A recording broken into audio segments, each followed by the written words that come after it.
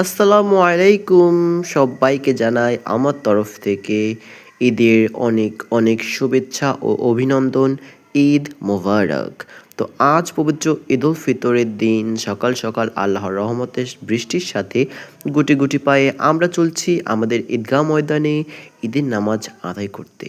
তো প্রথমত আকাশের অবস্থা দেখে ভাবছিলাম যে এবার বোধহয় আর ঈদগাহে গিয়ে ঈদের নামাজটা আদায় করা হবে না। তো আল্লাহর অশেষ রহমতে নামাজের আগ দিয়েই বৃষ্টি পড়া বন্ধ হয়ে যায়। দেন আমরা ঈদগাহে গিয়ে নিজেদের স্থান গ্রহণ করি।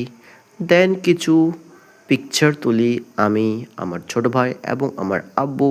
আর এদিকে ইমাম সাহেব খুতবা পড়াচ্ছিলেন এবং স্থানীয় ঈদগাহ কমিটির সদস্যদের সঙ্গে উন্নয়নমূলক কাজ নিয়ে আলাপ আলোচনা করতেছিল, কোনটা করলে ভালো হবে, কোনটা করতে হবে। দেন আমরা আমাদের নামাজটা আলহামদুলিল্লাহ কোনো বাধাবিঘ্ন ছাড়াই শেষ করি। কোনো বৃষ্টি হয় নাই বা ঝড় আসার কথা ছিল সেটা হয় নাই। তো নামাজ শেষে হচ্ছে সবাই সবার সঙ্গে কোলাকুলি করতেছে, ঈদের আনন্দ ভাগাভাগি করতেছে, কেউ বা পিকচার তুলতেছে। তো রাস্তার দুই ধারে স্টলও বসেছিল। এখানে হচ্ছে পেঁয়াজু, ভাজা, জিলাপি, অনেক কিছু দোকানে বসছিল। তো আমরা হচ্ছি আমি, আব্বু এবং ছোট ভাই তো বাড়ির উদ্দেশ্যে রওনা দিলাম।